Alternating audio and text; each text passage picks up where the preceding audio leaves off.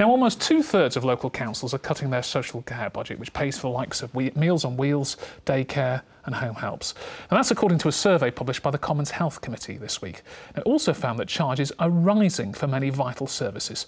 Our correspondent Mark Denton has been to Darlington to meet some of those affected by that squeeze on budgets.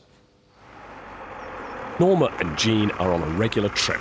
They both live on their own in Darlington. Sometimes they can go weeks without seeing anyone. But today's a good day because they're making a trip to see friends at a day centre. It's very important because otherwise I wouldn't be getting out. But coming here is getting more expensive for Norma and Jean. Both are now paying their council more for use of this centre. A few months ago, Jean was paying nothing. Now she has to stump up £60 a month. And they didn't tell me why. They just said I paid. Oh, that's it. If it goes up any more, I'm afraid I will have to stop coming. But things could be about to get even more expensive. Many councils used to have weekly limits for the amount people paid for transport, access to day centres, meals in their own homes. But that's changing. Darlington, Middlesbrough and North Yorkshire have already scrapped their cap on daycare charges. But as council budgets are squeezed, other councils want to follow suit. Northumberland wants to scrap its care charges cap, and Cumbria Council wants to remove the cap over the next 3 years. I think it's a false economy. In the long run, I think the councils will end up, and the PCTs will end up paying more because people will be isolated, they'll be lonely. They expected everything to be cradle to the grave. They don't understand why they're having to pay for what they thought was health. What Peter doesn't understand is why his charges have gone up 400%. He looks after his wife Evelyn, who has Alzheimer's. 2 years ago, the couple were paying £10 to Darlington Council for a session at the local day centre. Now it's over £50.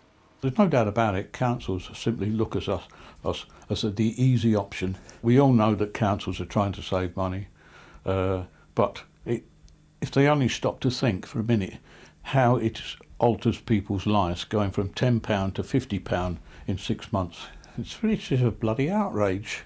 But at the local council, they're facing nearly £11 million of cuts this year. They say they've had no choice but to increase charges because the government isn't giving them enough money.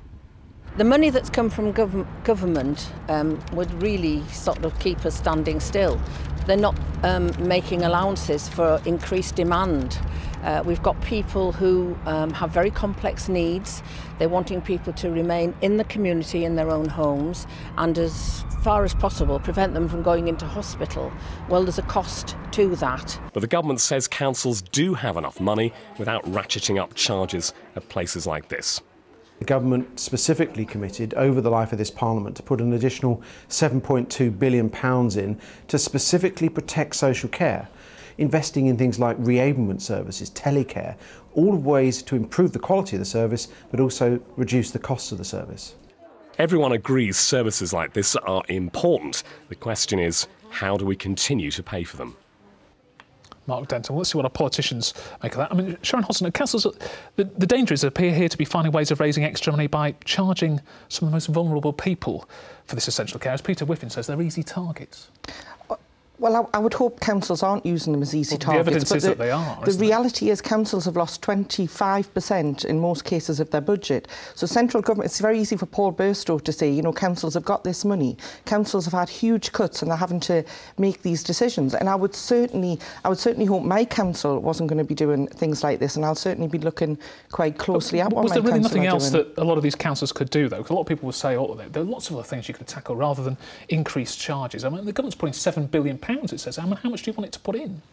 But at the same time, they're saying they're putting £7 billion in. They've took so much out on other budgets. So when the council is looking across the whole budget at how they can make everything add up, you know, do they cut all the sure starts to? It's robbing Peter to pay Paul all the time. And so I would wish that this wasn't the situation. And as I say, you know, I think it's incumbent upon all politicians to work and look closely at their local councils to ensure that it isn't the most vulnerable who are suffering. Fiona Hall, the allegation is this is a product of government cuts rather than councils making these decisions effectively. Local authorities have no choice. Well, I think what you can see is that different local authorities are approaching this in different ways. Lib Dem Northumberland, for example, has put a cap on daily charges for people below a certain income. And my that understanding means is that that the it wants to poorest lift people, that cap. not for people whose income is below about 23,000. So the poorest people, the people who are least able to be able to cope with higher charges, will be protected. And they're also Select Committee found that the lots majority of councils were putting charges up. But there is a choice there for councils, and therefore councils need to look about how, in very difficult times, with cuts that we wouldn't want to have, but we have to have them, and all parties agree that now, that we make sure that the people who are least able to cope with it are the ones that are protected. And that's why we need schemes like Northumberland, which make sure that the least well-off people are not the ones who suffer the big charge increases. Is this something so right? I mean, obviously, we're all having to pay more for all sorts of things. Inflation is going up, etc. Some of these older people probably can afford a bit more. What's so wrong about charging them a little bit more? Well, I suppose that's what Fiona's saying, that, you know, as long as these charges are means tested to a certain extent, and the most vulnerable and the poorest are exempted or have the smallest proportion to pay, then I think we would all say that is fair. And, you know, that's, as I said before, we've got to... Is that what's happening, I suppose? I don't know, and that's how we've got to go away, and we've got to make sure that that is what is happening. But the main problem is that, you know, we're all living longer, and I think as a society and as a government, we need to look at this closely for the future going forward. I understand 20 years' time there's going to be another 2 million pensioners requiring social care. Which is good news in a way, isn't it? But nobody's wrestled with this problem, really. Well, we tried in the last Parliament. At the end, the talks broke down, as we know, famously, between the three parties. So we need to start again. Well, you know, the Tories did those awful billboard posters with the tombstones. I need to ask Fiona. I mean, that is the key point, isn't it, really, here, is that politicians need to get together and find some answers to this, because this is a problem that's going to continue. And that's why it's so good that some councils are being innovative in the way that they're tackling this. I hope you're not going to mention Northumberland again. I have to stop you.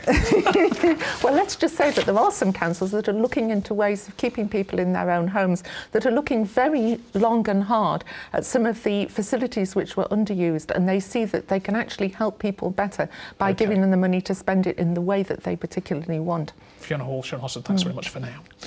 So what else has been happening this week, I hear you cry? Well, let's find out. Here's Mark, sounding a bit croaky, I'm afraid, but still packing the week's political news into just 60 seconds.